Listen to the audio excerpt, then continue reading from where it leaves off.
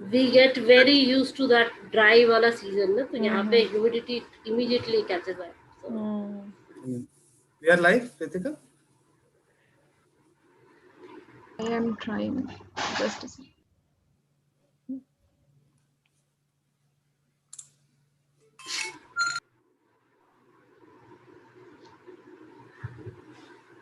Yeah. We shall start, right? Yes, please. In this way. Yeah. Good morning, friends. Welcome to the sixth part of the series called the State of Gender Equality, Gender Gaps, which is being organized by Gender Impact Studies Center at IMPRI, Impact and Policy Research Institute, in partnership with Delhi Post News, Gen Dev Center for Research and Innovation, and Cinemakers Mission International. Today we have something very interesting to talk on, and we have a very, in fact, renowned expert with us. The topic for today is promoting gender equality through public expenditure, understanding gender responsive budgeting. And we have with us Dr. Sanghamitra Dhar, who is an adept social work practitioner, social researcher, and a gender expert with more than a decade of work experience at the grassroots level, academia, and international organizations. She specializes on issues of gender inequality, involuntary resettlement issues, and child rights issues.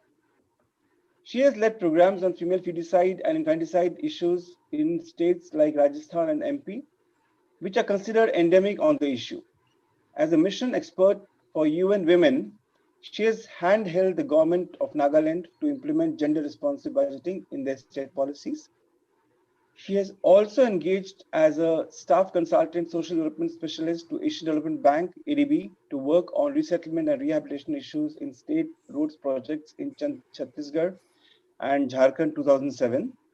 She has been a UGC Fellow, GRF and SRF at the Department of Social Work, Jamia Millia Islamia, and a doctoral work is a unique empirical effort on understanding the perceptions of displaced women in one of Asia's largest SEZ, the Special Economic Zone. Her work is unique because she focused only on understanding 300 displaced women's perceptions for once. No one else has done that. She's currently associated with UN Women India office as a technical coordinator, gender responsive budgeting for the state of Manipur. Views expressed here are her personal, and she's not representing her office today. So, friends, I think we'll move over to Dr. Sanghamitra Dhar. So, over to you, Dr. Sanghamitra. hello everyone. Thank you, Induji, for this warm welcome, and good morning, Govindji. It's nice to see you.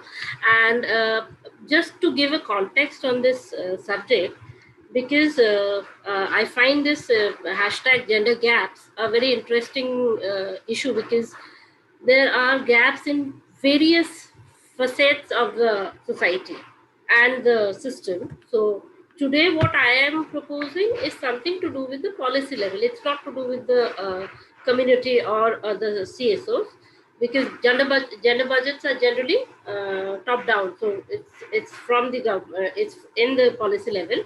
Although the policies are guided, because the gender plan is guided by the recommendations that the grassroots provides. So that's a circular relation they have.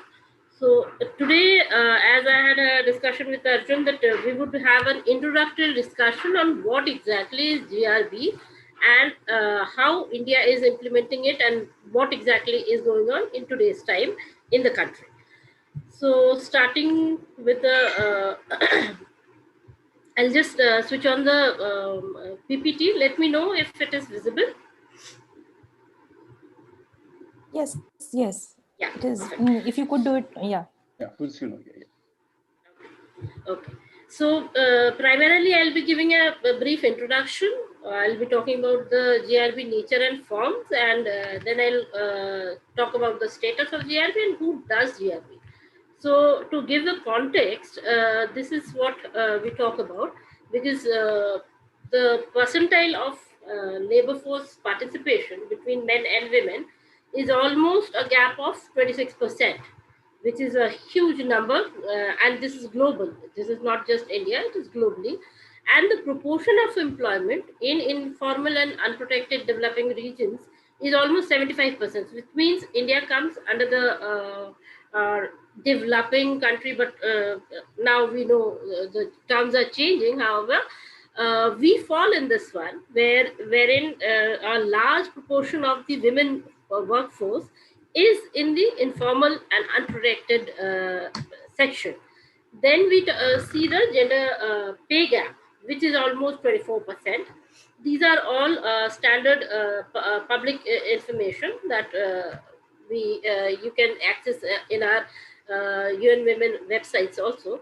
And also the unpaid care and domestic work proportion between men and women is like 2.5% extra for women than men. So you can understand the gravity of the disparities that women go through, and hence there was a need identified that we need to have budgets which are talking about this thing, what do you call it, gender equality and women empowerment. So thus the goals of gender equality and women's empowerment are fundamental to the sustainable development goals as well. As we know, out of the 17 goals, we have the fifth goal, particularly for gender equality. And in that also, we have to understand that the financing for gender equality and women's rights is central to the sustainable development goals. Not just because in a layman's language, if we say कि औरतों की schemes के लिए पैसे होने चाहिए, that's not the fundamental of it. It's basically to integrate the women's situation, or to integrate the gap that women are facing by policy, through a policy level intervention, wherein financing is done for gender equality and women issues. Therefore, the investment in women empowerment is a prerequisite for building prosperous societies, and therefore national planning and budgetary allocation.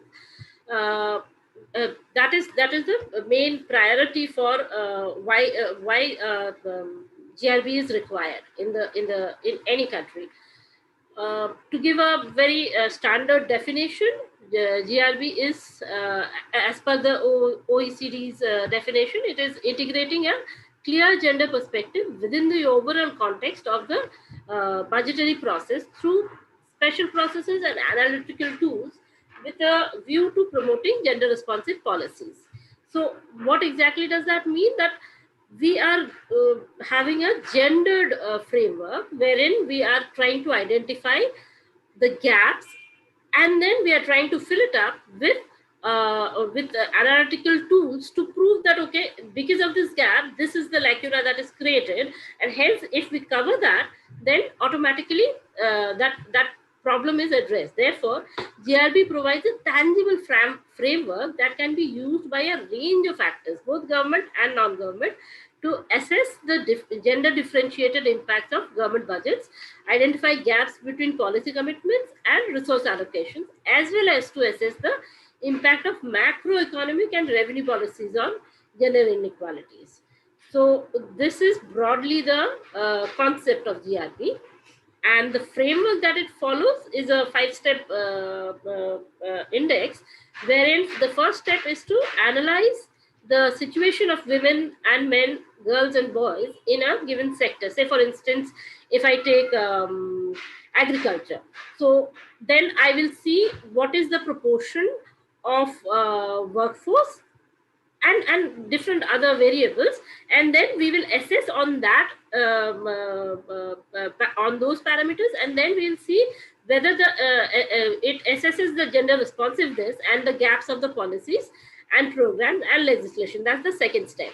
The third will be to assess the adequacy of budget allocation to implement gender sensitive policies and programs, which will be followed up, because once we implement something, we have to ensure that it has been it is meeting the whatever our intent was. So thus the monitoring comes in. So monitoring whether the money was spent as planned, what services were delivered, and to whom, because sometimes we have this disparity as well. Sometimes just to meet requirement, sometimes the fudging happens where the resource is allocated to somebody, that but that is actually not the actual beneficiary that was meant, who was meant for it. Therefore, and thus the last step is to assess the impact of step one, which means the baseline was, say for instance, if the baseline was 5. So now after all these interventions, where has it reached? So that is where the fifth step is, and this is a very proven framework, wherein if we go by all these 5 steps in assessing a policy or designing a policy and implementing it, it always works, and it has worked in many other countries as well. Therefore, what is the and to break it down, the gender analysis is a multifaceted aspect, because the policy is influenced by the gender analysis, which but the gender analysis is little what should I say, it is limited in today's time, because we do not have the sex disaggregated data, which actually would have informed the gender analysis further and in a very much more concrete manner. Thus, that is a gap that we, because we use mostly the sample studies, we do not have a census data on that. Therefore, that is one of the limitations. So the other step, the gender analysis, therefore informs what our the government's annual work plan and the budget, which results in the gender budget statement, because that's where the budget allocation is done, and then the service delivery happens and the assessment of the results. So as you can understand, it is not only circular, it has what should I say, to and fro kind of a relationship, and that's why it is very integral for having gender sensitive personnel in this kind of a analysis, because otherwise people might actually do a step and not understand that this step has a correlation to something else which needs to be addressed, and thus the gap happens. So globally, what are the GRB milestones? It actually started in the year 1985 in Australia, and which was later on adopted and discussed in the Beijing Platform for Action in 1995. Then India adopted it in 2005, and 2015 the SDGs have adopted a specific target goal, which is the 5C1 on public allocations and gender equality and women empowerment. And very recently in 2015, the Addis Ababa action agenda also talked about the financing sustainable development commitments to GRP. In India specifically, where we know that in 2001, there was a special reference made by the finance minister, by the then finance minister, on in the budget speech, which was followed by in 2003 by the cabinet secretary, recommending all ministries and departments on gender issues in their annual reports. So, which was because it was mandated, because it was an office order in 2014, the Minister of Finance formed the expert group, and the Interdepartmental Coordination Committee, not the committee, the coordination forum was also formed, and the need for the gender budget cell was recognized. Gender budget cell is the nodal is the nodal cell which actually sees to the implementation of the GRB in the state, in specific departments, or if it is because it is department specific or ministry specific, so they will monitor what all policies have been are women gendered engendered basically. So 2005, formally India adopted GBC, and it was made mandatory for all union ministries and departments to form the GBCs, and the gender budget statement has been issued every year since then. So what exactly does the gender budget statement do comprise of? It has two parts. First part is where the 100% women specific schemes are discussed or implemented or designed, and the part B is where the 30% of the allocation is for women, or basically it is pro women. So any policy that we see, any government policy that we see, we can see whether it falls in part A or part B, or it does not fall in either of it. So then accordingly we can understand how gendered the ministry is, or the department is, on these subjects. So if I give a chronological progression of the GRB in this country, in 2007 the charter was formed. In 2010 the planning commission discussed about the women component in the plans. In 2012 the planning commission again formed the working group for developing guidelines. In 2013 the guidelines were issued for all the state level implementation, and the roadmap was built. And 2015 MWCD has what do you say, implemented the handbook, which actually guides all the state ministries on how it is to be done. So that has been the progression of the country. And in if we see ministry wise, union government ministry wise, Department of Science and Technology has specific, these are all part A policies.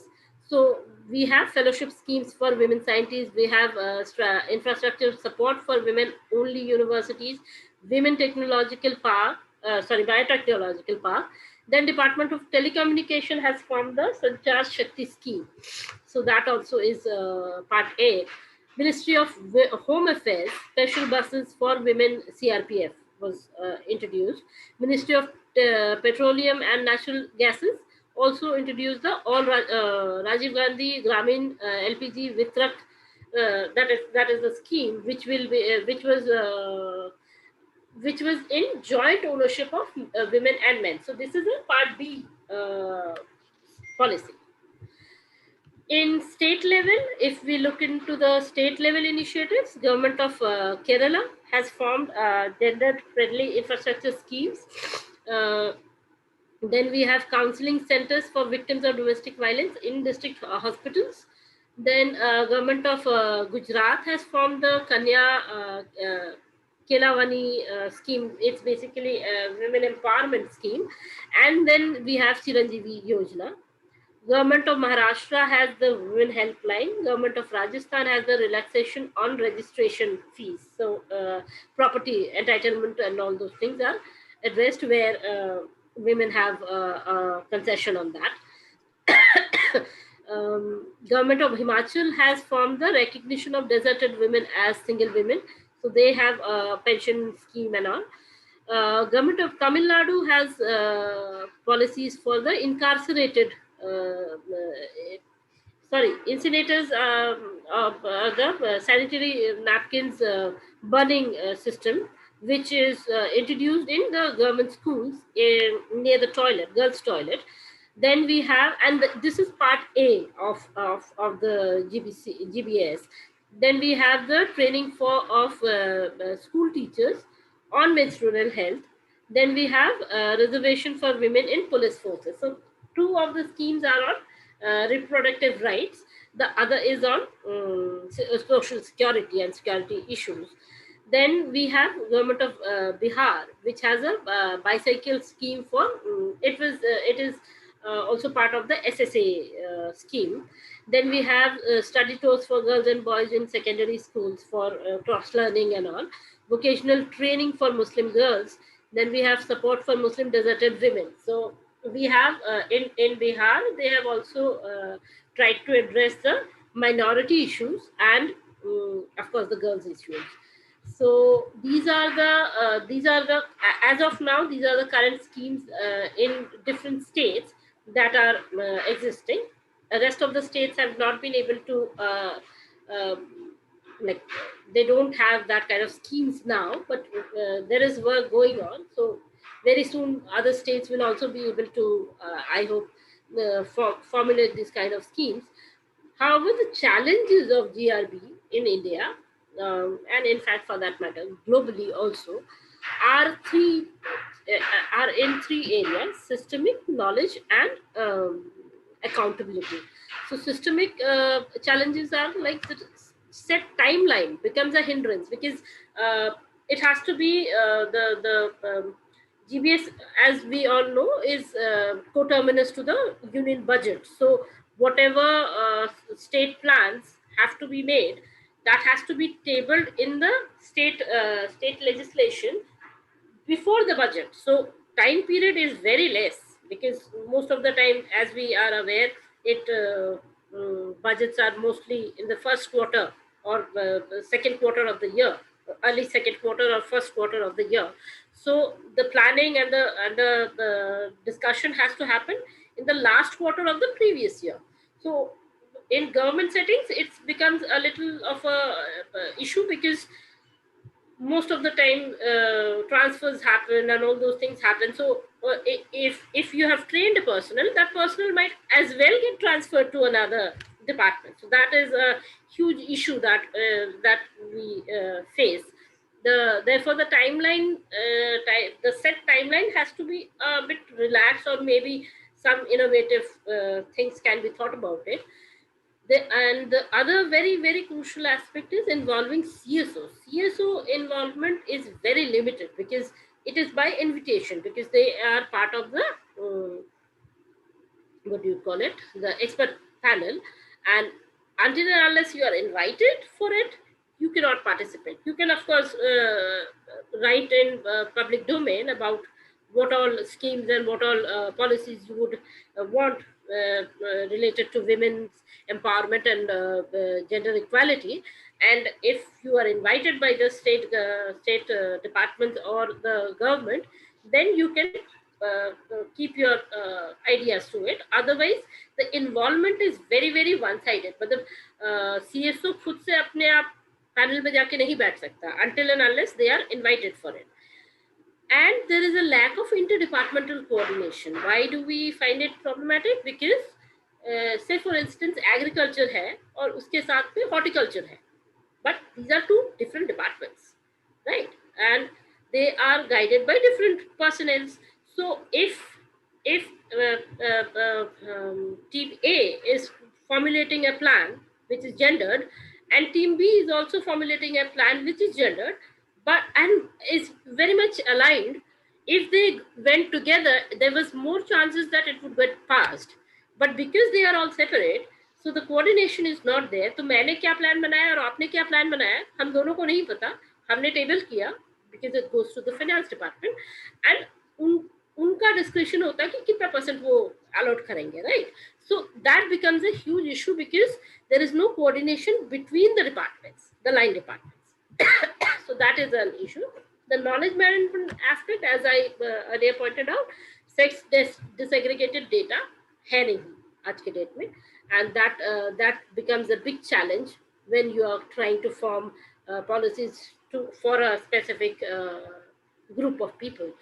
So that is a challenge. The other is low understanding about the outcome matrix of the gendered budgeting, because if you are forming a policy or a scheme, उसको 3-4 steps होंगे. So outcome output वाला जो parameter है वो is based on the baseline of what the situation was. क्योंकि segregated data नहीं, disaggregated data नहीं है, तो हमने जो भी form किया है, it is most of the time we are basing our ideas on the sample data that we have. So that itself is a challenge. And when we do not have an understanding about the outcome parameter, then whatever we are designing, ultimately वो उसमें realize हुआ कि नहीं, वो questionable हो जाता है, या वो उतना address नहीं हो पाता है. So that is a huge aspect that we need to work on.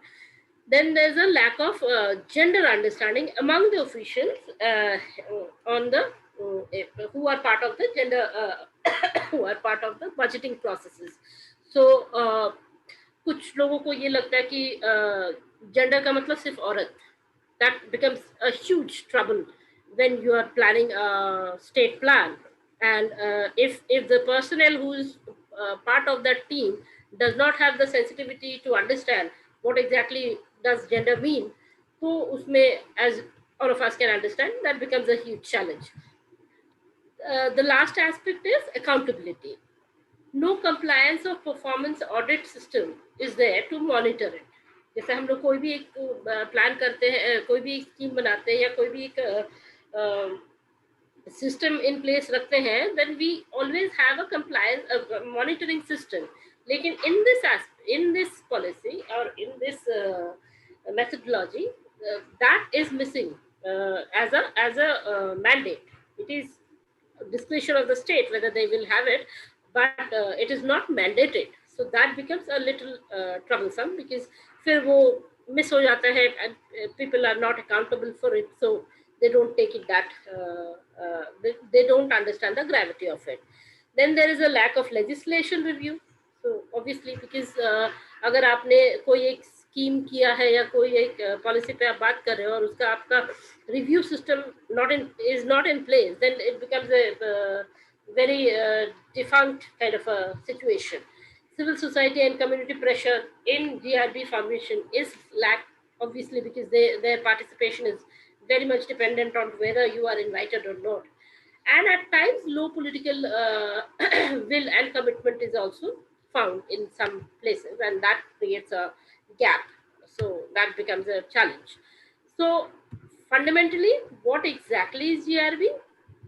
GRB is not. What GRB is not is, it is not a separate budget for women. It is not about spending the same on women and men.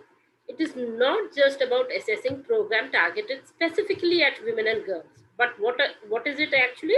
GRB is actually an initiative which has diverse efforts aimed at making government's planning, budgeting, and auditing contribute to the gender equality. So it's a all encompassing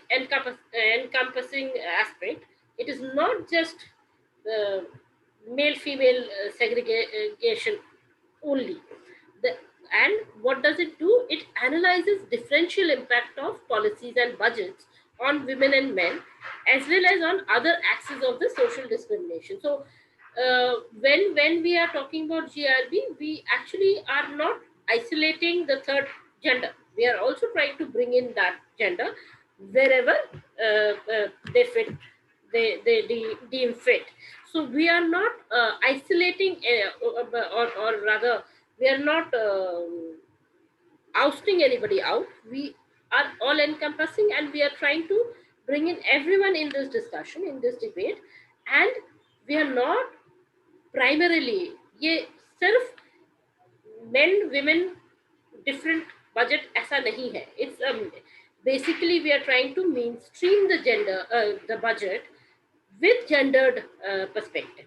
So this is what is GRB in a very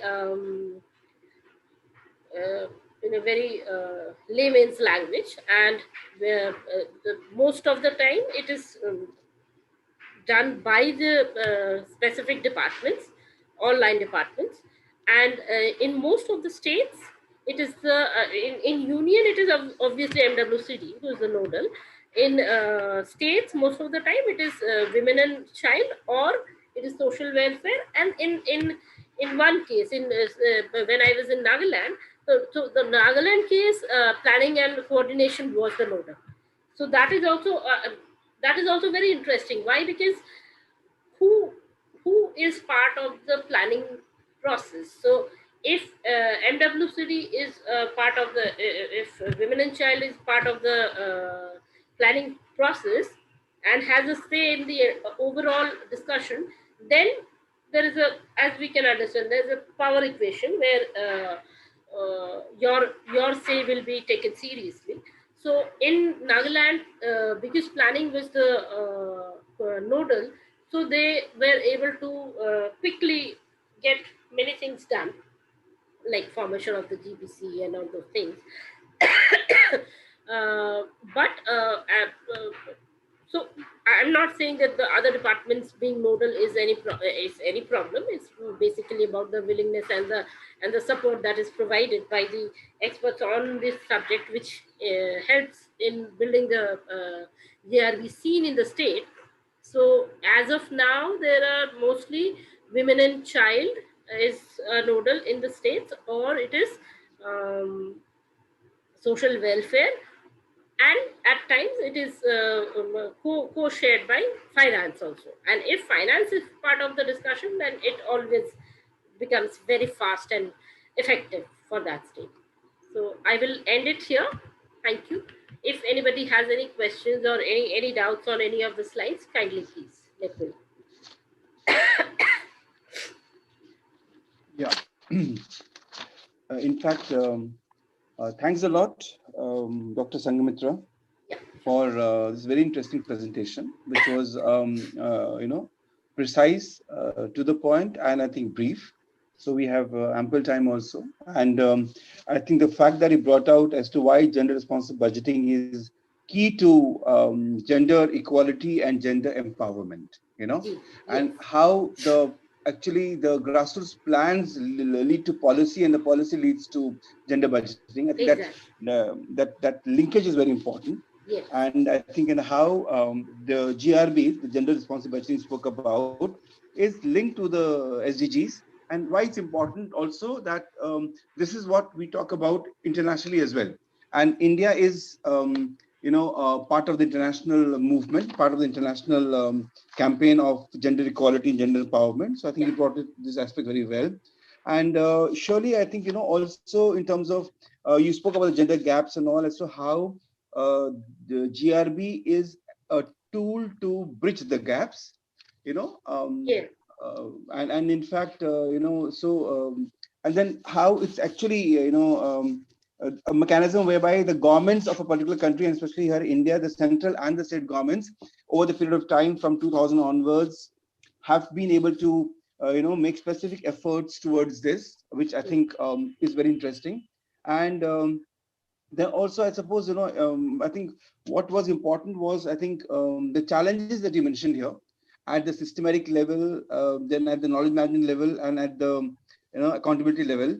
And I think before I throw it open, I would have surely Govindji come in here, and other friends also. But I just want to say here that, like, we all know for sure that different departments have got budgets for women's programs. You mentioned part A and part B, very interesting. Okay, and so different departments will be having part A and part B allocations. So when we have part A and part B allocations, why isn't that the different departments converge on the part A and part B as such, which you mentioned about the interdepartmental coordination? And the problem is this kind of interdepartmental coordination, this convergence, which should happen at the central union level, is missing, and which should happen at the state level is also missing. And that's the reason why the gaps that we have in a country due to resources keeps on increasing. So maybe if you have got certain ways and means, or maybe if you've got certain inputs about different countries as to how they have been able to converge, from which India can learn, so maybe you can bring in those experiences also.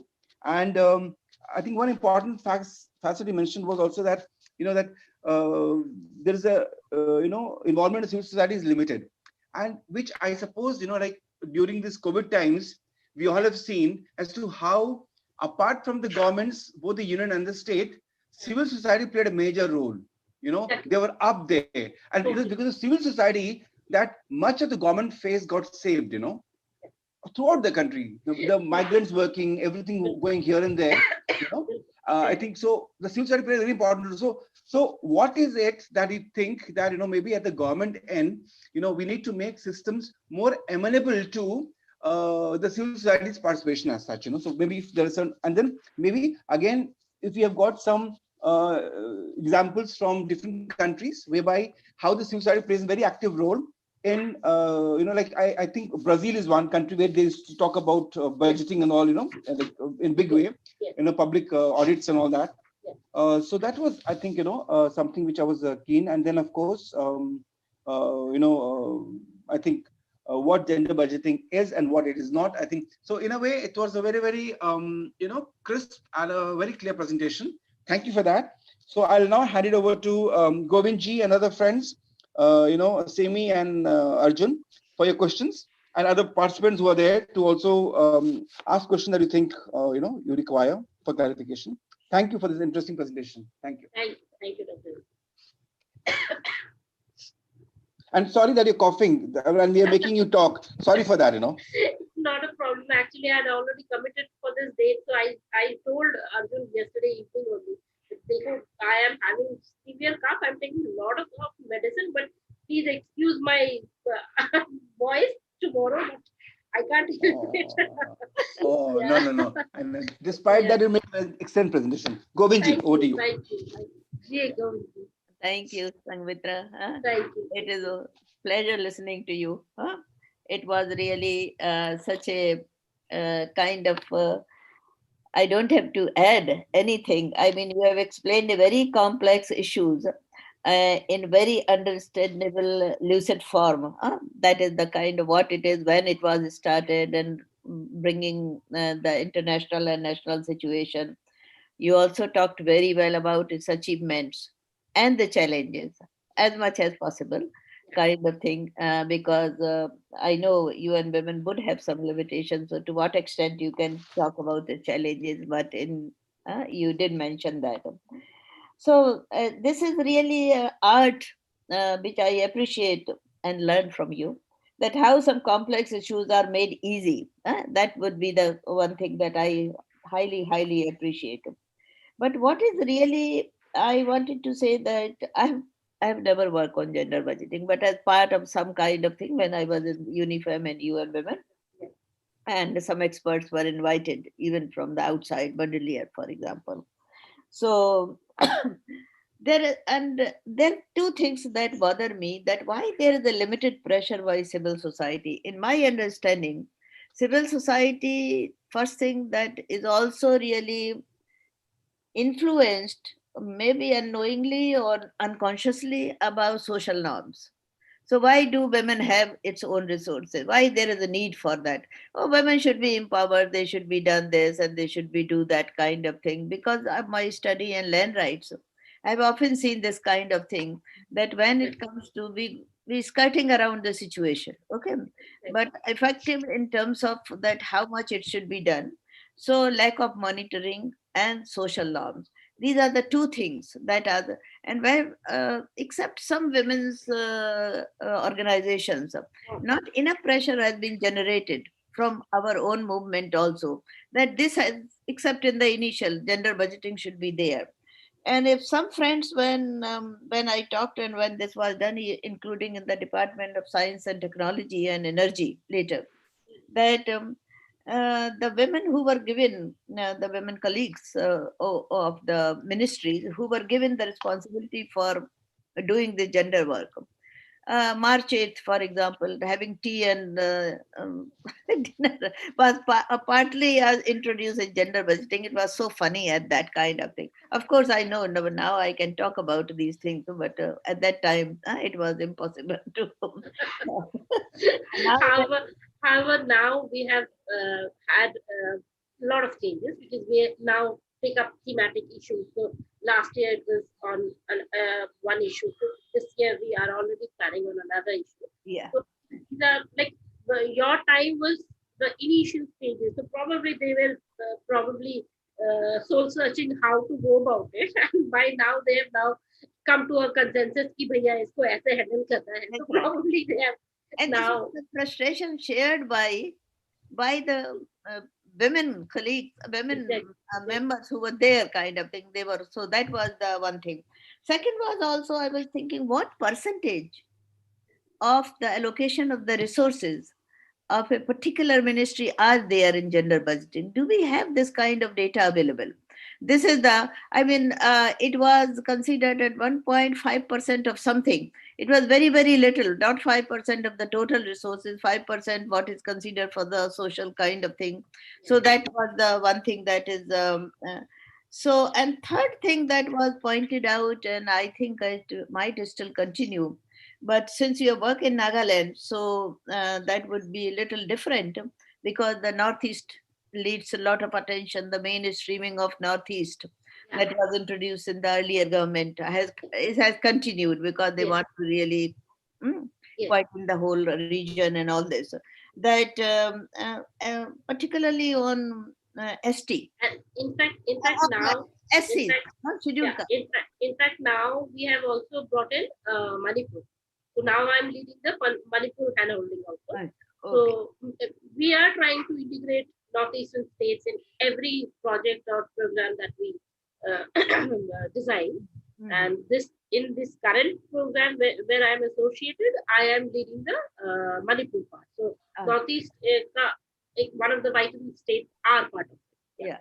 But how, what extent it is really gone to the women, Dalit feminists? Okay, that would be the kind of thing. These are the questions inhibited, and probably I know institutional limits. So I'm not really, this is not the question that, the general question I'm raising, not to you and women. This for is which this I is have this is tremendous this is regard. for a personal discussion. For- Yes, I okay. understand.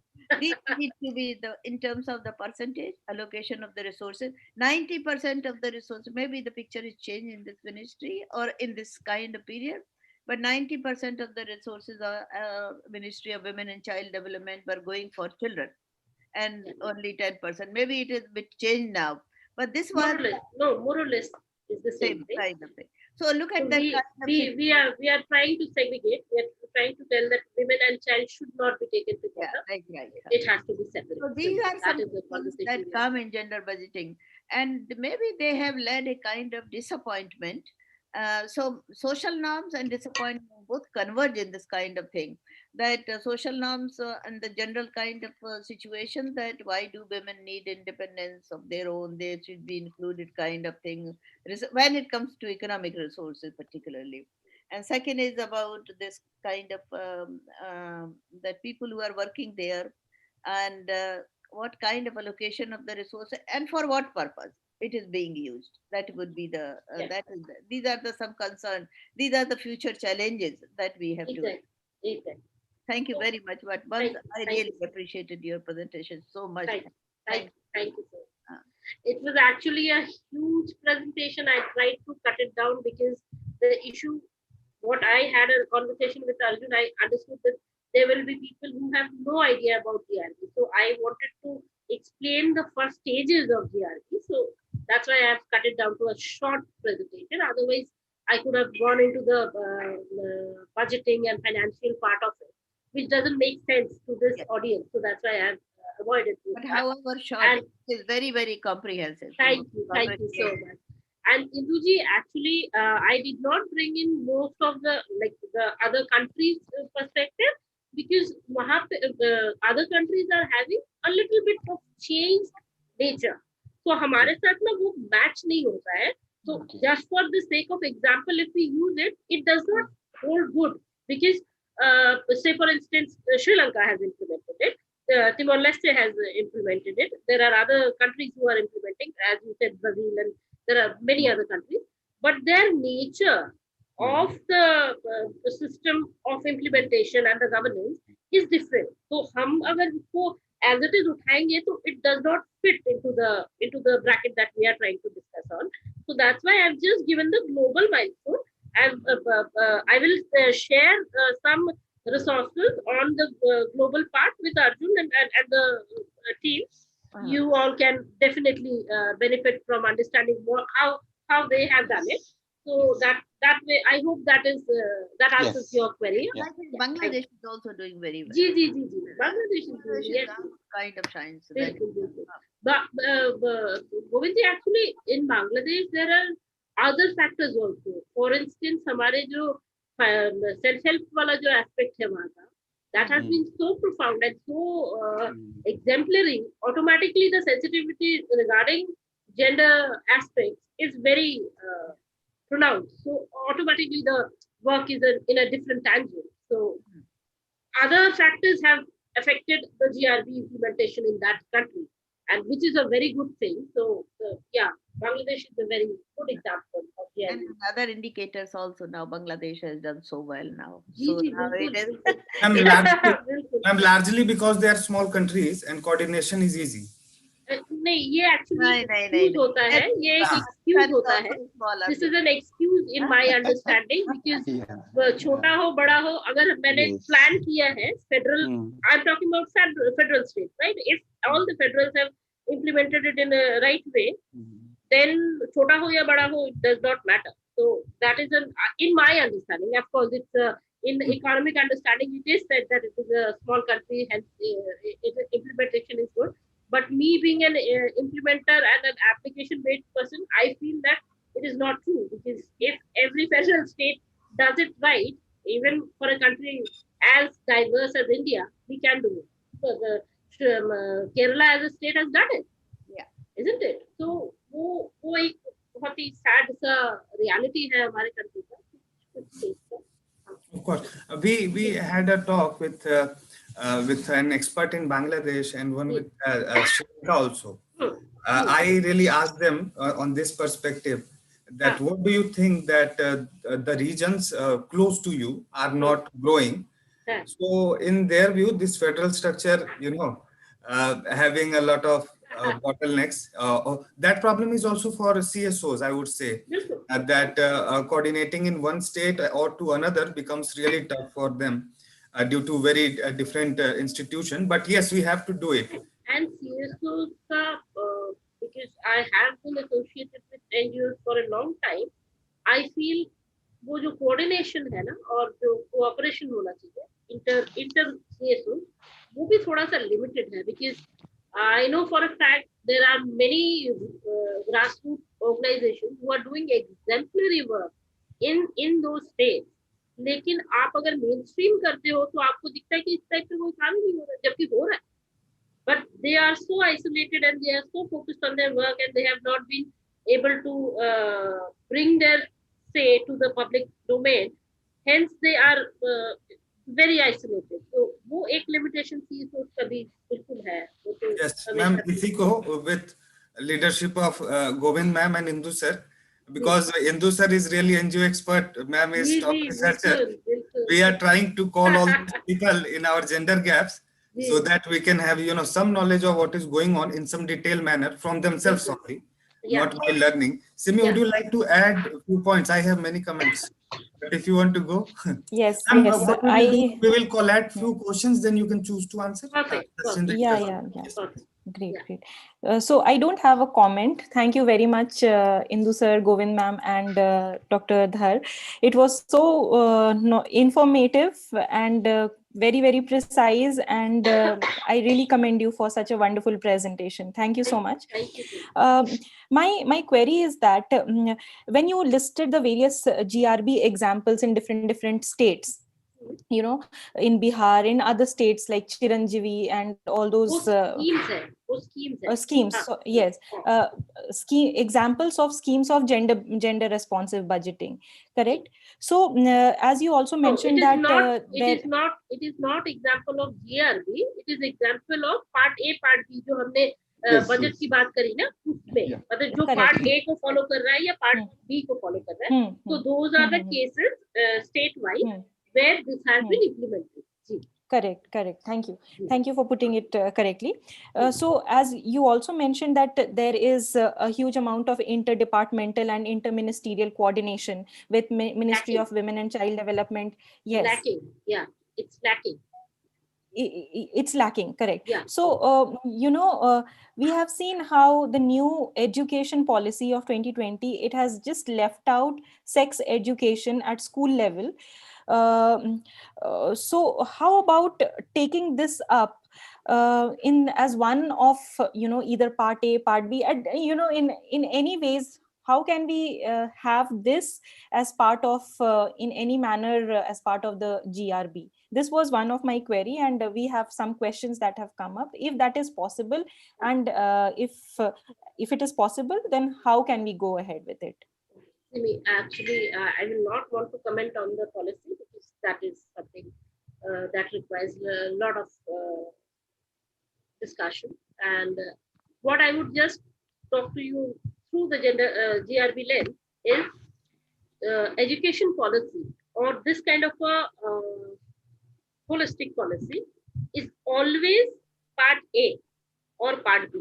It has to be क्योंकि वहाँ पे male female दोनों साथ में है ना? The population, both the populations are part of it.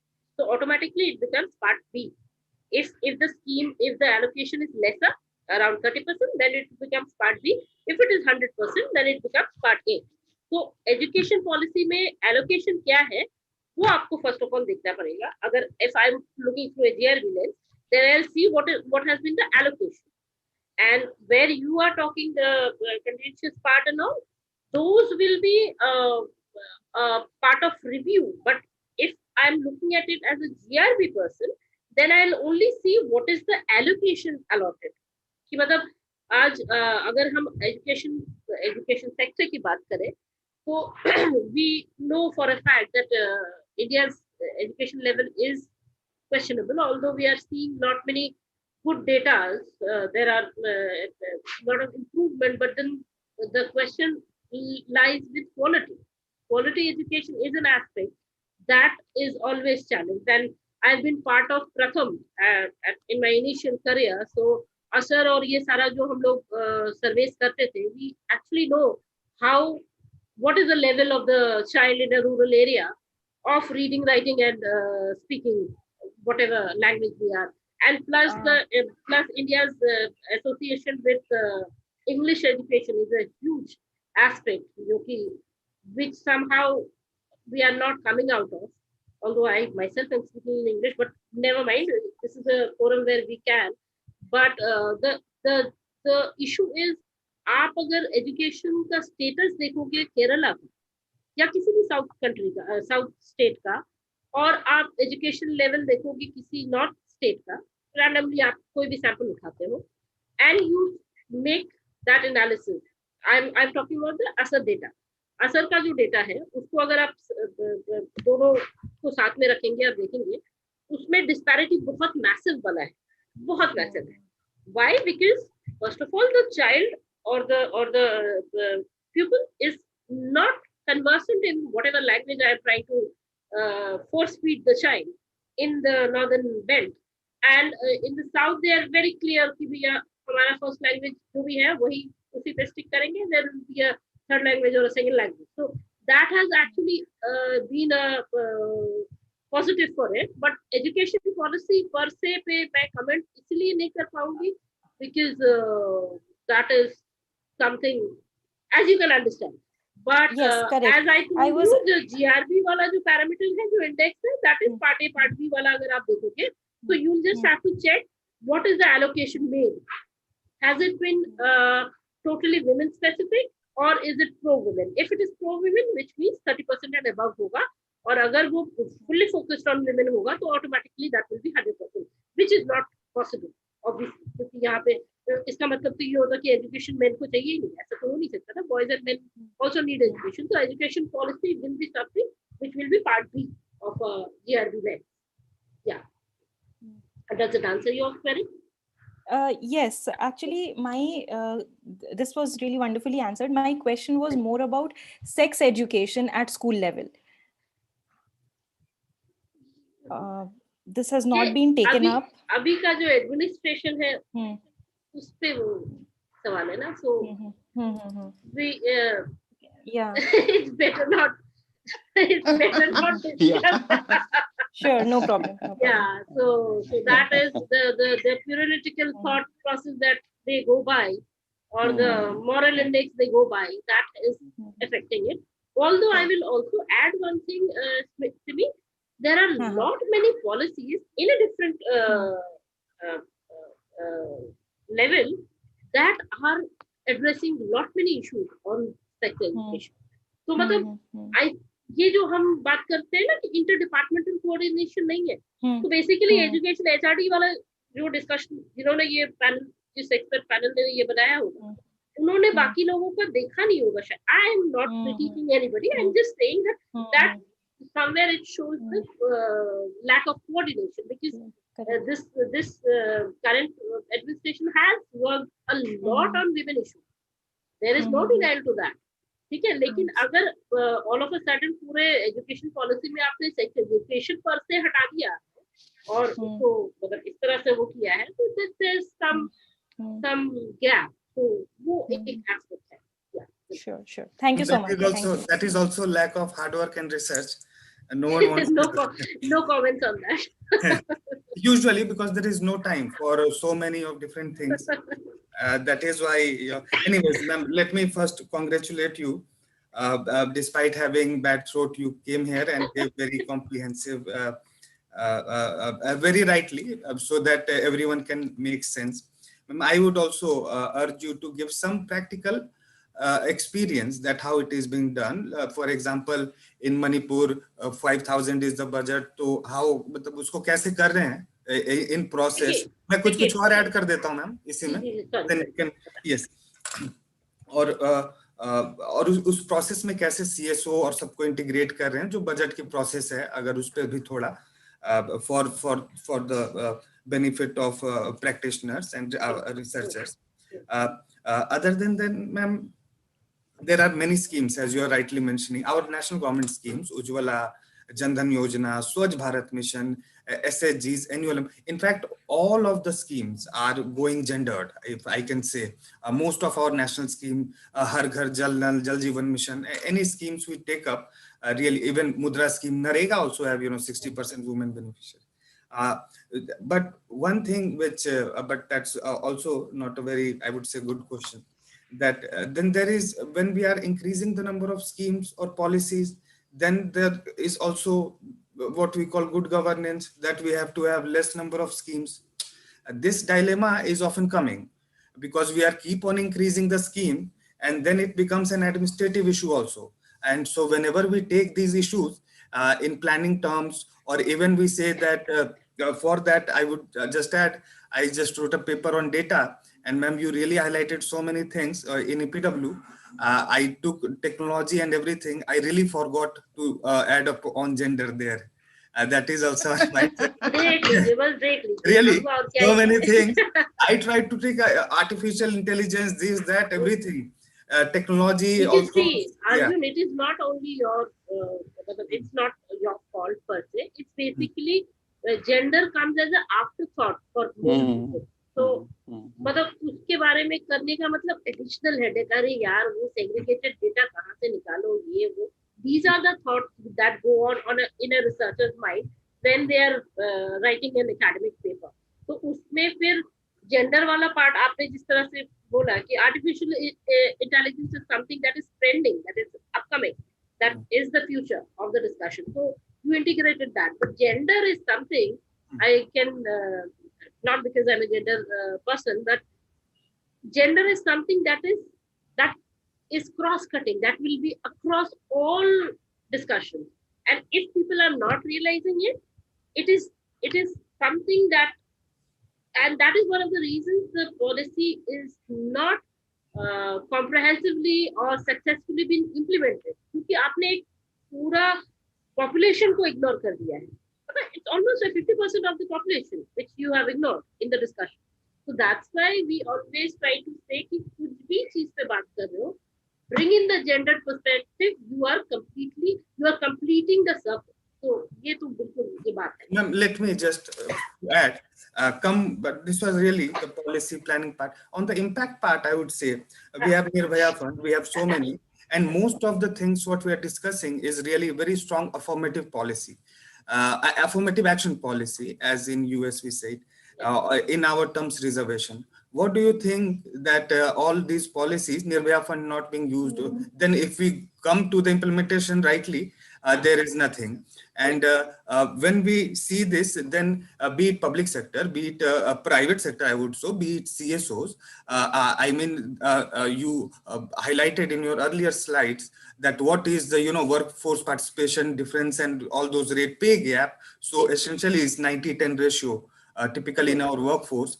What do you think, in your view, that those affirmative action policy or reservation should be there, especially in the private sector, to make an impact? And really, we have so much of backlogs to fill.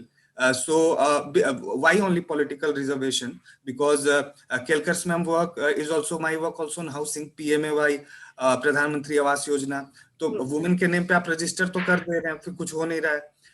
So really that is not leading to things, and our be it rural or urban workforce, women participation is really decreasing. So what do you think of all these affirmative policies?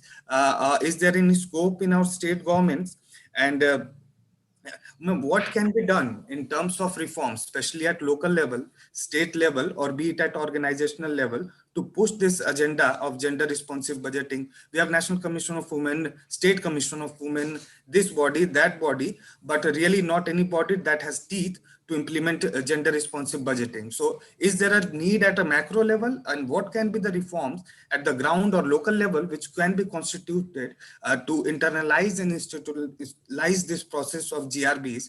And ma'am, if you can give the example of process कि कैसे हम ये करते हैं, जिस state में भी कर रहे हैं, for the benefit. I have few more questions, but I will stop here. I'll start with the first one, the Manipur one that you have asked for. Very technically, if I say, Manipur is the newest state which has adopted the GRB mandate.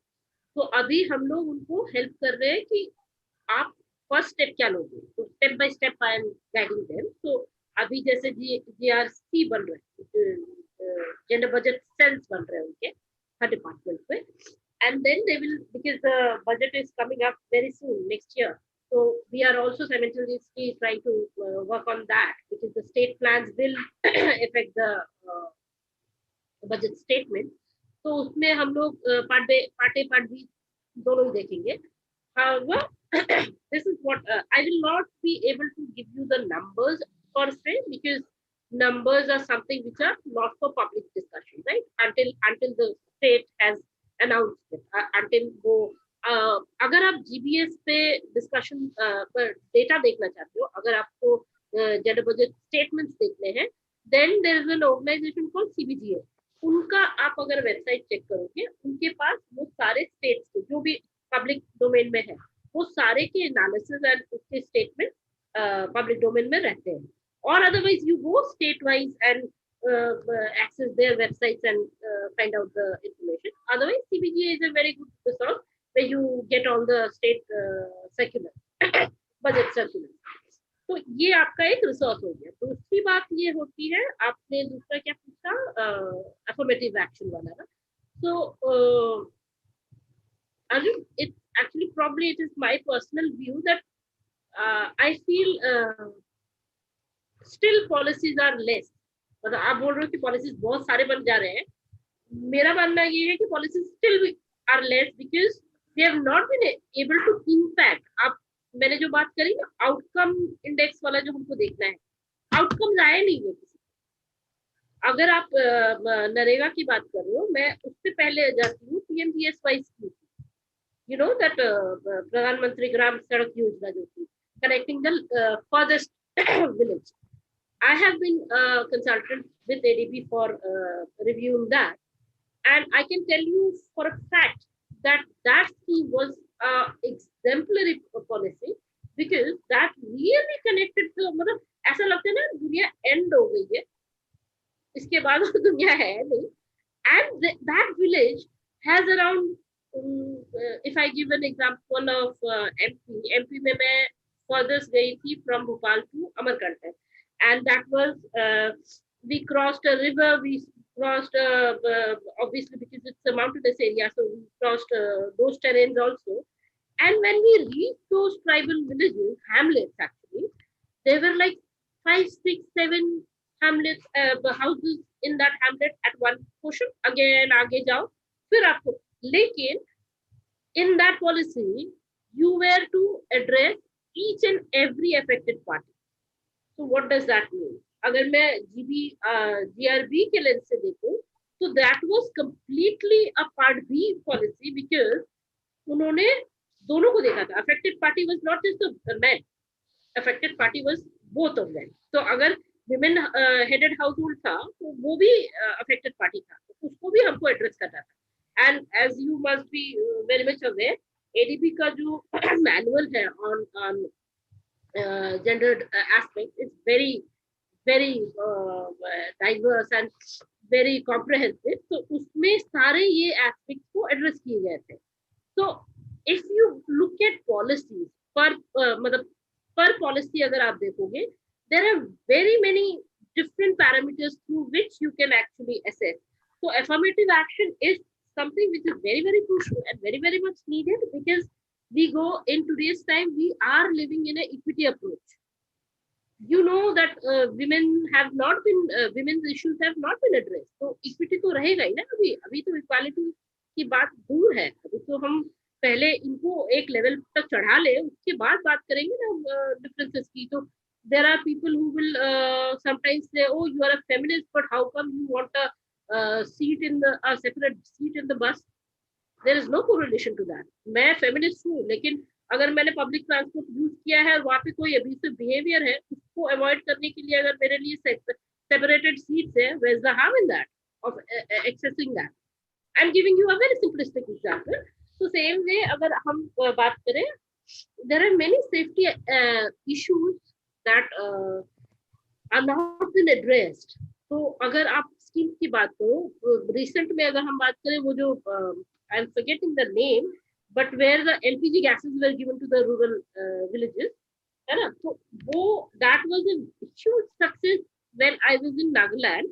It was a huge success because there are villages in those remote areas जिन्होंने कभी देखा ही नहीं है कि cylinder क्या होता है और कैसे वो fuel यूज होता है. So they loved it and they actually have used it very extensively. Second round भी वहाँ पे अच्छे से, मतलब it has become a mainstream for them now. So in a way, environmentally अगर आप देखो, being if I'm analyzing a scheme, I will look into the other aspects also. So environmentally also this is something which is good. Plus, because the entitlement was for the women, and in Northeast mostly all the cooking and all the housework is done by the women, although there are few states which are matriarchal, लेकिन फिर भी काम जो होता है ना household वाला, वो औरत ही करती है. उसमें कोई so called power dynamic चीज नहीं होता है. So that was there. So there are schemes. मतलब आप अगर कोई भी particular, if you want me to assess a particular scheme, you can give me that name. You look at any scheme and you will see these segregation. Until and unless you have identified that, until and unless हमको पता है social audits हुए थे नरेगा, उसमें कितने discrepancies निकले थे, है ना? तो वो सारा जो एस्पेक्ट्स है, those are something that we need to understand when we are analyzing a scheme. And GRB किस लिए वाइटल है? क्योंकि ये पॉलिसी लेवल से आ रहा है. आप नीचे से तो काम कर ही रहे हो, एनजीओ तो कर रही है और बाकी डिसेंट्रलाइज्ड सिस्टम्स भी काम कर रही है, लेकिन आप पॉलिसी लेवल पे टॉप डाउन अगर देखोगे तो वहां पे अंडरस्टैंडिंग या विलिंगनेस काफी टाइम चैलेंज होता है. तो आज अगर GRB is made a mandate and is made a compulsory aspect of every union department, it's a huge win for the gender inequality debate or the forum. So ये एक in my understanding and that's public acceptance also to this, that there's no denial that this is a need of the hour, and we have to understand that affirmative action is to stay until or unless those gaps are identified. Implementation is a different aspect of it. आपने policy बनाया लेकिन आपने implementation वाले aspect में monitoring ढंग से रखा नहीं, तो ऑब्वियसली वो डिफंक्ट हो जाता है ना. तो मतलब if I am an NGO person, I will now lobby कि भैया आपने पॉलिसी तो बना दी. से फॉर इंस्टेंस व्हाट में वाज सेइंग कि एजुकेशन पॉलिसी अगर है, आपने पॉलिसी बना दिया, उसका इम्प्लीमेंटेशन कहाँ होगा? स्कूल्स में होंगे, उसके अदर एजुकेशनल सिस्टम्स में होंगे, नॉन फॉर्मल है, फॉर्मल है, जो भी है सब में होंगे. तो उसका इम्प्लीमेंटेशन कैसा हो रहा है, उसको मॉनिटरिंग कौन करेगा? If NGOs take up that discussion and are strict about sharing the information with unbiased thought, then automatically everybody, all the stakeholders automatically gear up कि भाई अच्छा इस पे काम करना है. अभी अगर हम जीआरबी की बात करें, GRB has multi-level stakeholders, primary, secondary, tertiary. So हम लोग जो ये डिस्कशन कर रहे हैं, this is a tertiary stakeholder, because you and I am doing part of it because I am part of the body which works on it. Otherwise, जैसे अगर हम लोग सारे सिर्फ उस पर बात कर रहे होते, तो we are the academicians or the researchers who are trying to affect that discussion. So we become the tertiary stakeholders. लेकिन हम अगर इसकी बात करें, affirmative actions की बात करें, it is in my understanding it is very very vital and very very much needed, क्योंकि अभी वो एड्रेस हुआ नहीं है अभी तक. that's my take on it. Yeah. और कोई क्वेश्चन था आपका?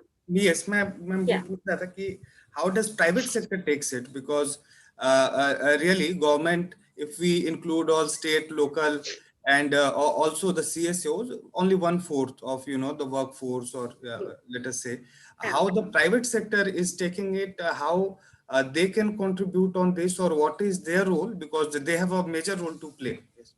In GRB? Yes. I mean GRB is also for gender. देखिए, जेंडर इक्वालिटी इशू पे है, क्योंकि प्राइवेट सेक्टर के केस में अगर मैं कंपनीज को देख रही हूँ, there the implementation of the sexual harassment act is very vital. ठीक है, तो in my previous association there was a huge MNC who has implemented it across their spaces, and sexual harassment act is mandatory, क्योंकि वहाँ पे internal committee बनना है, आपको वो प्रोसेस तो ऑब्वियसली पता है. So that is when we are talking, as your hashtag talks about gender gaps. So gender gaps में जेंडर इक्वालिटी का जो पैरामीटर है, उसमें दूसरे इश्यूज आएंगे. GRB पर से is not a private sector issue, because GRB is a public domain area, जो कि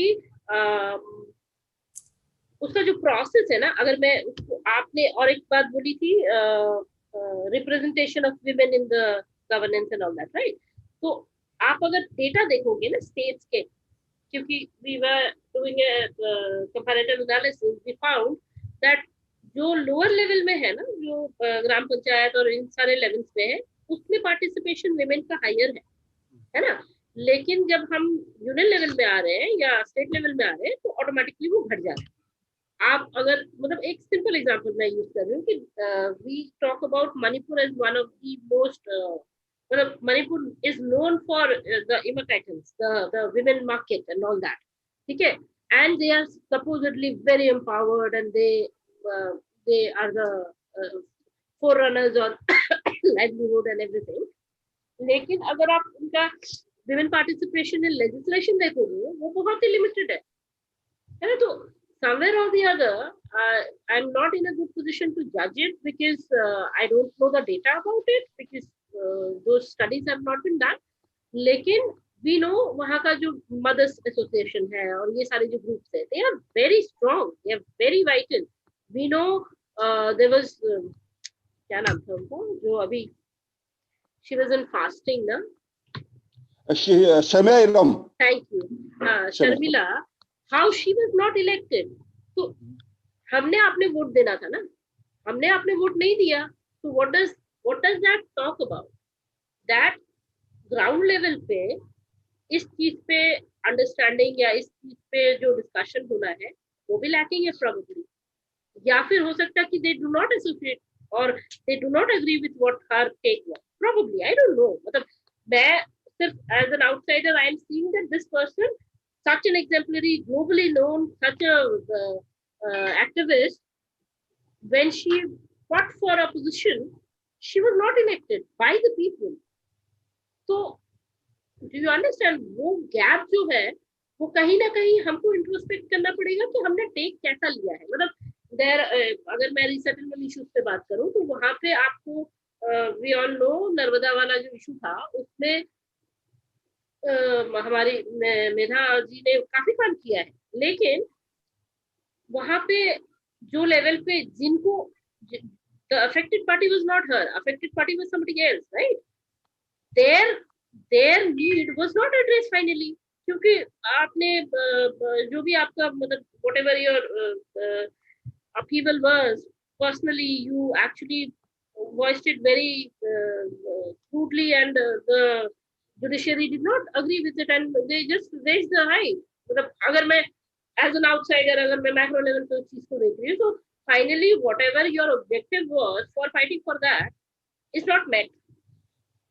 Hence, when the POXO thing happened, they were told, क्या है वो, NAPM, they were asked not to enter that area.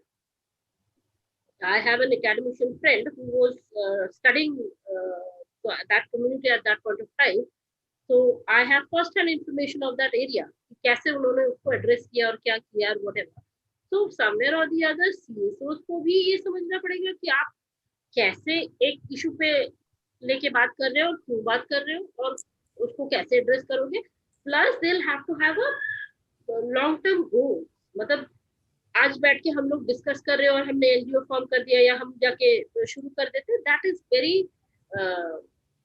Immature approach. तो अगर आपने कोई एक फॉर्म किया है और उसका जो आपका विजन मिशन है, that should be really well thought out कि एग्जैक्टली आप वहां रीच करना चाह रहे हो. मतलब just imagine, Govind ma'am has been working on this land rights issue for God knows how many years now, and there are few small successes, but what her goal was has still not been reached, what she had shared in the last presentation, I remember.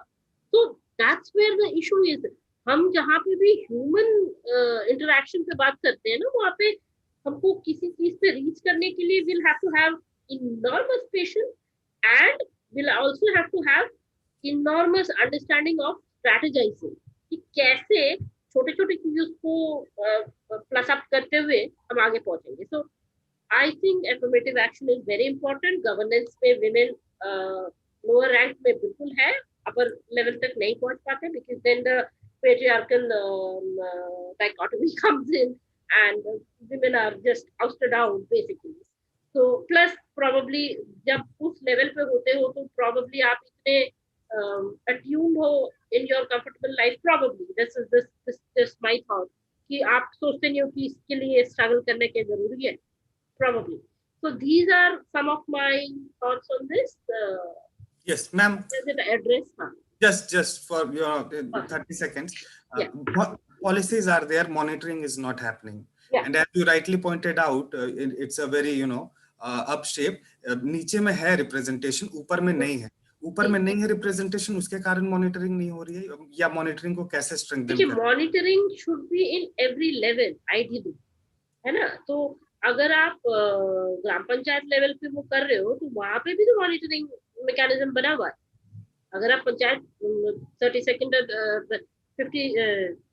73rd and 74th को देखोगे, उसमें monitoring is incorporated in the policy, right. लेकिन क्या वो लागू हो रहा है? मैम कैसे होगा, मैं वही पूछ रहा हूँ कि कैसे उसको करें. ठीक है, वो तो जो पैनल बना हुआ है, they have to have the accountability for it. मतलब हम और आप इस पे डिस्कस करेंगे तो उससे फायदा ज्यादातर होगा नहीं, इज माय अंडरस्टैंडिंग. लेकिन जो पैनल बना है और जो कमिटी के मेंबर्स हैं, they have to understand they are in a very very critical role and they have to implement it. अगर आपने एक पॉलिसी बनाया और वो आप लागू कर रहे हैं और वो इफेक्टिव है कि नहीं है उसको आपने मॉनिटर नहीं किया, तो your role as a part of that monitoring committee is not served, है ना. तो हमारा जैसे परफॉर्मेंस अप्रेजल्स होते हैं कि भैया हमारे सारे पांचों चीजों को देखे जाते हैं कि 5 चीज पे आपने क्या काम किया, तो उनका भी वो होना चाहिए probably, and then they might get serious कि भैया हाँ इस पे भी हमको काम करना पड़ेगा. I am just thinking allowed. No, Indu sir can really go to court and enforce all these things. Well. Yeah. I Indu think sir keep doing it. Yes. Yeah. I think I'll come to that. I think court is not an easy route; it's very tough. But Sanghamitra, there were some questions, and I suppose there is a friend who's been asking this, and I think I'll just put these questions to you. I'll just read out. I'll just read out to you. If the GRB is done using the top-down approach, the problem remains that the policy remains either confident of knowing everything what the society needs or ignorant of what the society needs. There must be continuous exchange of knowledge from the key stakeholders of society. Your thoughts on this, Dr. Dhar? Then the continuation further is a reflection. It appears on the face of it that the basis inherent in patriarchal structures of what a girl's role is, seep into also how sometimes policies and schemes for women and girls, marginalized genders, are planned. There appears a lack of diversity and imagining women and girls take on varied roles. I feel the need for more diversity in imagining women's roles. One question is, what is the way forward from here to do more GRB? Your suggestions, views, vision, recognizing large-scale domestic work by women, girls, and their unpaid labor. When and how will or can it come about? Because they are the largest unpaid workforce contributing already to the economy and social system, but their work is unpaid, unrecognized, and this lack of recognition also makes women and girls open to more forms of violence due to lack of financial security. So your views, response on that, and how can change in this aspect come about or be brought about? A personal comment in terms of the education literacy data in Kerala. While the data on literacy is not disputable, if one looks at social indicators or say freedom of mobility or of making choices, etc., it appears that Kerala is a caste patriarchal system too. So literacy alone may be a falser mark to look at in context of Kerala to assess gender, just indicators in my view. Any comment on that, if any panelists would make or would appreciate? And then I think she mentions about, saw a video recently of a young mother from the UK who had chosen to raise a baby by herself and was also doing financial planning towards a home and a car. And it was interesting to hear her refer to a monthly account that is paid to her slash any parent in the UK towards childcare. And she spoke of how this payment was supporting her care for her babies, basic monthly needs, food, nappies, etc. In India, there is policy to support pregnant mothers, but perhaps there is a need for a long-term support program for young mothers, single mothers, so they can make choices and feel more authentic to them. With specific context, any views on this would also appreciate. And the point is, a last question is related to disability budgeting within GRB. Access to disabled, marginalized genders, any comments, views on that, if any, would appreciate. Well, so this anonymous person, surely I know who the anonymous person is. She's a dear friend. She doesn't want to be named, but it's okay. That's fine. But she has raised some very important questions, and over to you, Sanghamitra, for the answers. Yeah. And you can choose to answer so many questions. Yeah. It's like an article already. Yeah. First one, what I understand was the top-down one, right? Yeah. I would just like to inform her that it is top-down, not entirely, because the policies come from the state. कि मतलब मेरे state में क्या कमी है या मैं अपने स्टेट प्लान में क्या डिसाइड कर रही हूँ, वो तो यूनियन में जाता है ना. और वो यूनियन में कैसे जाता है, जब स्टेट जब बना रहा होता है, ideally it should come from the gram panchayat. That is the mechanism. जो पूरा डिसेंट्रलाइज मैकेनिज्म है, उसको एड्रेस करते हुए वो यूनियन आता है, और फिर यूनियन जब वो अप्रूव करता है, देन इट गेट्स मेनस्ट्रीम.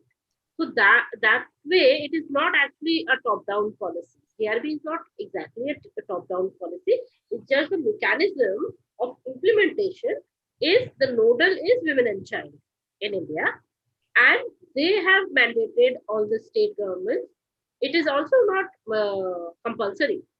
तो इसीलिए इतना डिलेज होता है. मतलब आप सोचो कि 2005 में वो अडॉप्ट हुआ है यूनियन में, और मणिपुर ने आज एक्सेप्ट किया है 2020. which means there is a aspect of voluntary association.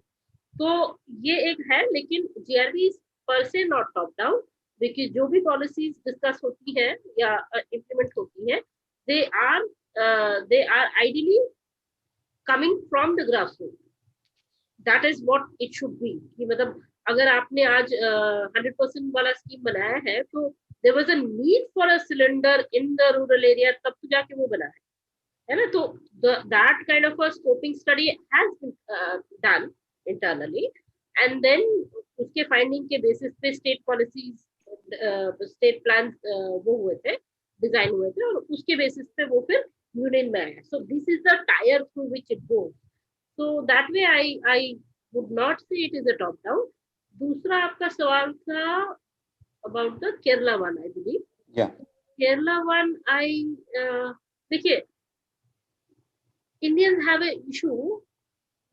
किसी भी सक्सेस को ना सक्सेस नहीं देखते, उससे सारे फेलियर्स को भी साथ में जोड़ते। मैं उसको नहीं मानती हूँ। मैं मानती हूँ कि जो अच्छी चीज है उसको तो पहले बोलो, उसके बाद नेगेटिव्स को लाओ। तो मतलब अगर education parameter is good, I acknowledge that. Additionally and simultaneously, I also accept that there is a caste issue, there is a regional issue also. Kerala में तो region wise भी काफी issues होते हैं, so those are there. Plus वहाँ पे और भी काफी सारे पैरामीटर्स हैं जिसपे वो बातें होती हैं। ट्रांसजेंडर वाला इशू है, सेक्सुअलिटी पे भी काफी सारे डिबेट्स हैं। So I'm not saying Kerala is the ideal place. I'm just giving an example कि अगर मैं educational parameter देखूं तो उसमें this state has performed really well and we should be acknowledging that. ये मेरा take है on that. आपने बहुत सारे सवाल पूछे थे. I'm missing out the rest of it. What was the third one? If I don't remember. Indu जी मुझे याद नहीं आ रहा. Just 1 second. I think. But the ma'am has also a bad throat, so if Yes, we yes. can email to ma'am, yes. Throat का तो Yeah, I think it was about disability and GRB. देखिए, when we are talking about GRB, we are talking about pro women and 100% women, right? But in that, the disability element is innate in it. So women disabled and male disabled agar hai, so that they will not be outed out. They will be part and parcel of the discussion.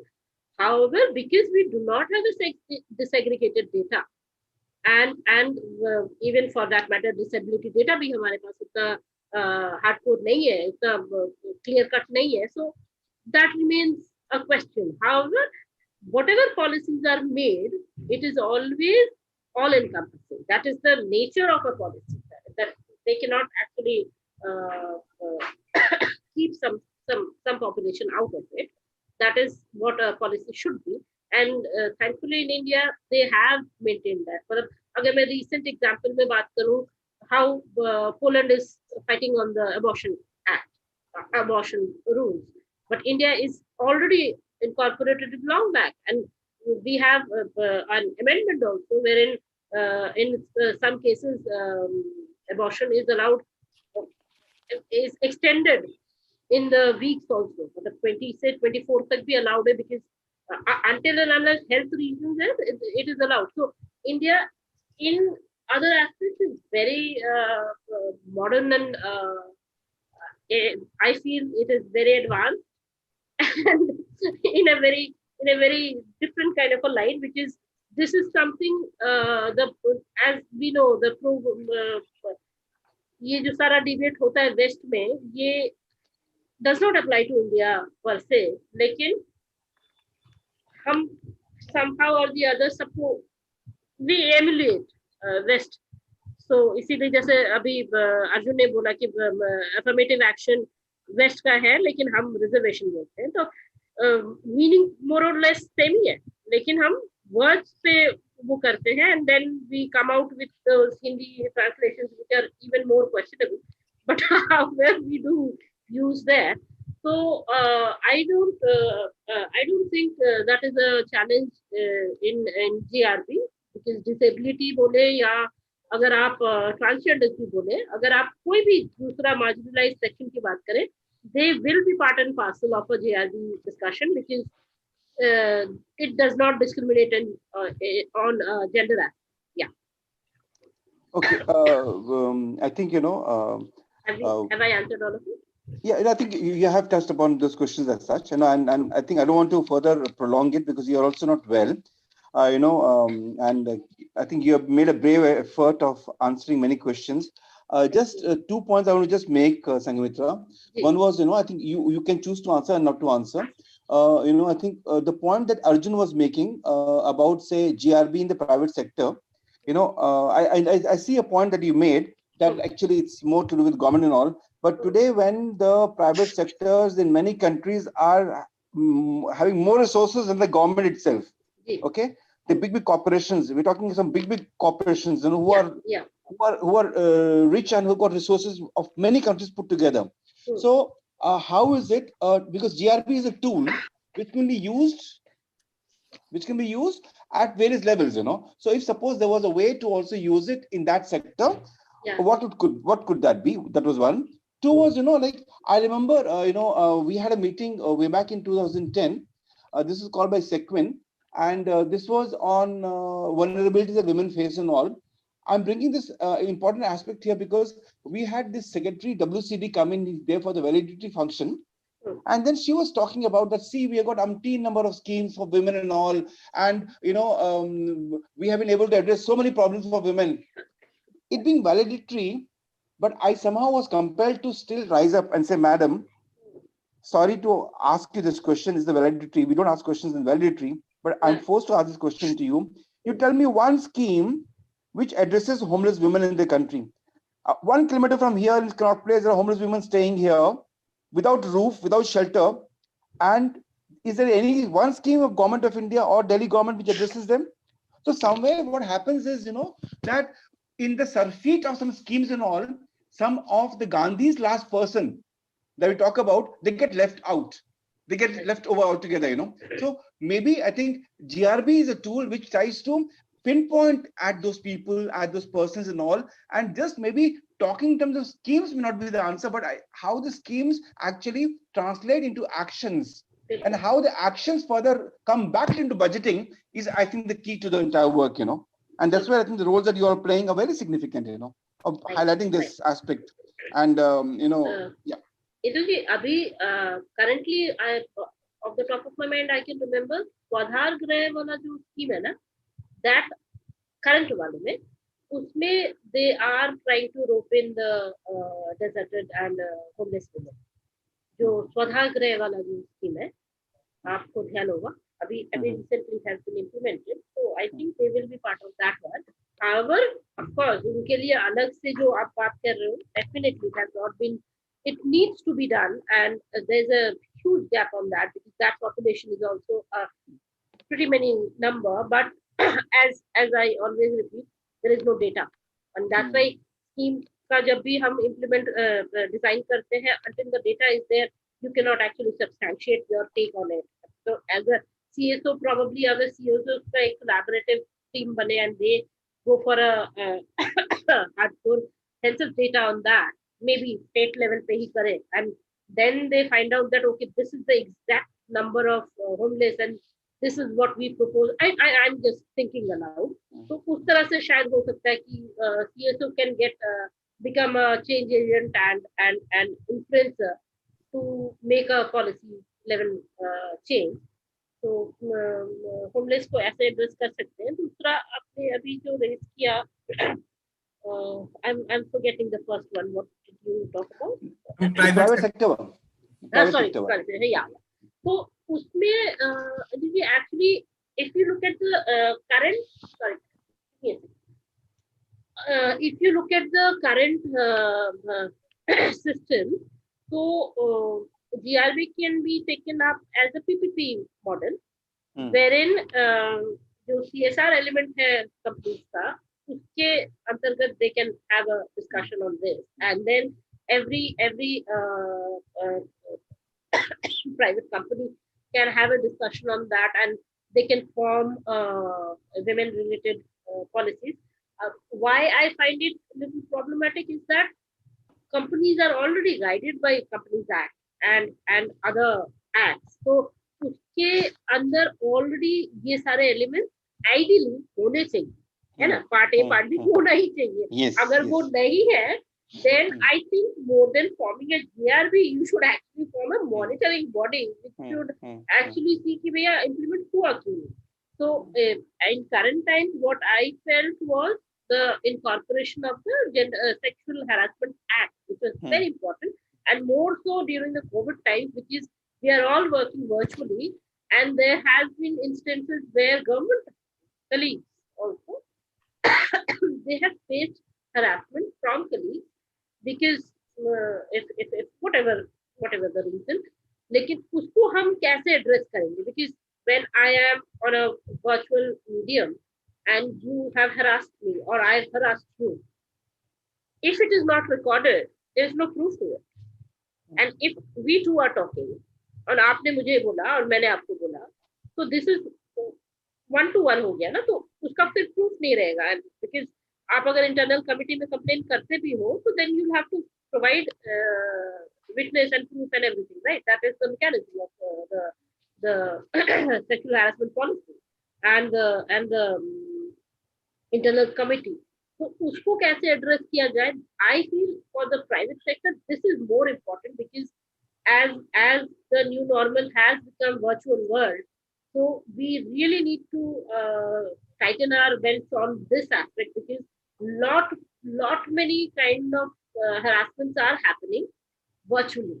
So usme I feel it's not GLB related, it's actually gender equality related or inequality related. So private sector ka, in my understanding, it will be a PPP model, and under which we will have to have some specific sectoral interventions, and we can have a discussion on that. Right. Yeah. Arjun and friends, you have anything to say, or we just close it now? I think if Kelkar ma'am can have some concluding words, ma'am. Yes. Yeah. Govindji. Govindji, would you want to say something? Yes, but ma'am, your video. Yes, please. I don't know what to say after Sanghamitra has explained everything. The question is that I fully support her views. Right. And not because we come from the same organization at different. Sisterhood different wala sisterhood hai. Yeah, but it is really because of certain commitment. Okay, commitment in terms of gender equality. Yes. I have a strong views on the state, not kind of thing that state is not serious in terms of dealing with women's question. Okay, that is one thing that we have to say this. Policies are made, but as a kind of ad hocism, they are not kind of implemented, and they know well they are not implemented. The only two policies that are implemented and they have made success in my terms is really Ujjwala scheme, and you know how it was kind of done. We are all familiar with, and I have done research also on that. And other is the Narega, on which partly I have done social audits, this and that. So when the government is serious, and it made a mark, I mean, it is known as the Narega, the public works policy internationally, that how it really brought out the kind of how it the poor dealing with the poverty, how well it was. So if the state is serious, it can do things. It is not really that they make this scheme, and we should not make an excuse that they are making policy, but something is happening. Of course, I recently I've been working for the last few years on social norms, particularly looking at the access to energy and land rights. And particularly, I became aware that where is the problem kind of comes, why land is seen as the male subject, which was not earlier the case, because my mother inherited land and she was the landowner, and coming from the, and this is not only one example, there are various examples. So that would be the kind of thing. And unless you really improve two things, in my view, policies are not going to be successful, not implemented. The policy is successful only when it is implemented, and these are the two cases. When the economic rights are given to the people, whether they are the Dalits, they are indigenous people, or they are women. Okay, this is the kind of thing that is one has to deal. Violence against them won't stop. The violence against women, violence against Dalits, violence against indigenous people, which still is hidden because they are somewhere in the corner, so they are not mainstreamed. Women are the most mainstreamed in terms of the facing the kind of violence within home and outside home. Okay, that would be There's an inverse relationship. Exactly. Yeah, that's right. This is the kind of this really shows us that the complexity of the problem. So that has to be seen in this. And unless the second point is, unless the social norms change, policies are also not going to work. And social norms have been changing. It is not that something we have not done. We passed, the state passed Hindu Succession Amendment Act. It passed Violence Against Women Act. What that? Bill is there. Yeah, and it is that when the violence is there against the woman, she has the right to live in that house.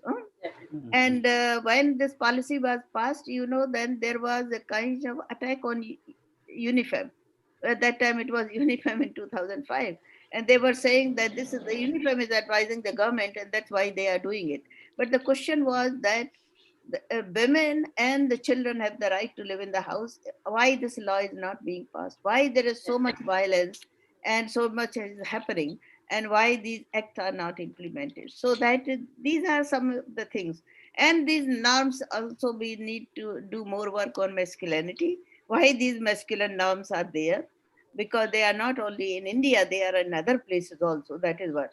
But other places also had kind of some changes. And the changes we can see our neighboring countries. One is Bangladesh, another is China. And not that they have solved entirely the problem, but they have solved the problem to a large extent. Work participation, China has solved the problem, but still decision making is still continues to be, because of my research and PhD work on China, I continue to refer to China, not because comparing that as kind of thing. And Bangladesh comes as a surprise to all of us, kind of thing. How least developed countries have come so well now economically and socially. And women's leadership. That also has to be said, which was seen, oh, women can't run and can't do this. So I think I'm not saying that it has to be only women's leadership, but women need to be in adequate number and proportionate number in their leadership position. Look at the prejudices come in our legislators when the bill is introduced for the reservation of women in the parliament. How the what happens, what commotion happens, and that really reflects what kind of mindsets we have. So these are some of these thoughts. I think I would like to once again congratulate Sanghamitra, and very good discussion.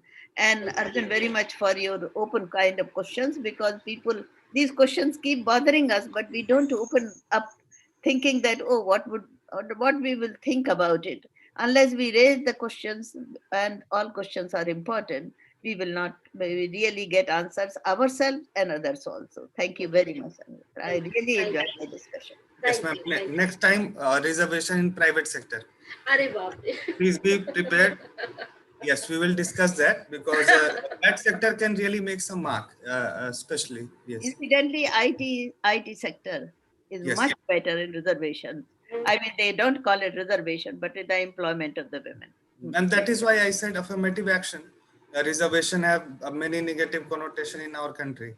Yes, it is just a lip service when they say we are an equal opportunity employer. Exactly. Even Martin sir said that we need to shun the in political reservation for the Dalits, because it is not leading to anything. So where it will lead to anything in the representation. Anyhow. Arjun, I worship Lakshmi and Saraswati, but we don't have any resources to control and any education. Yes. Totally. Kali Puja is coming. Sanghamitra ma'am is Calcutta. So yes, today we have Lakshmi Puja. You missed really. Kal hua hai. Puja yahan pe. Okay. After that, we close the doors. Thank you. It was really interesting. And thank you so much. Propose a vote of thanks officially. Yes. Indu sir, please. Indu sir, your mic. Please unmute. Yes. Yeah. I want to thank Sanghamitra, Dr. Sanghamitra, for this amazing presentation. I think you spoke very briefly and you gave ample room for discussion. I think so. A good session is where we have got more discussion. So I think you allowed more discussion, and I think that opened up areas for people's learning. And I would thank Arjun, Simi, and Professor Govind Kelkar for joining us here, and the participants who wrote questions and who made some very important points also. Well, friends, I think we've had some very fascinating discussion today. And Dr. Sanghamitra, Dhar, in fact, apologies to you that we persisted despite your cough. We should have allowed you to rest, but somehow, I don't know, the discussion was such that, you also went on answering, and sorry if we caused you any trouble for that. No problem. I had enough resource here, so lovely. So that you at least you take the guilt away from us. But please stay healthy, be healthy, prayers for your good health, and friends will come back again for another round of discussion on gender gaps.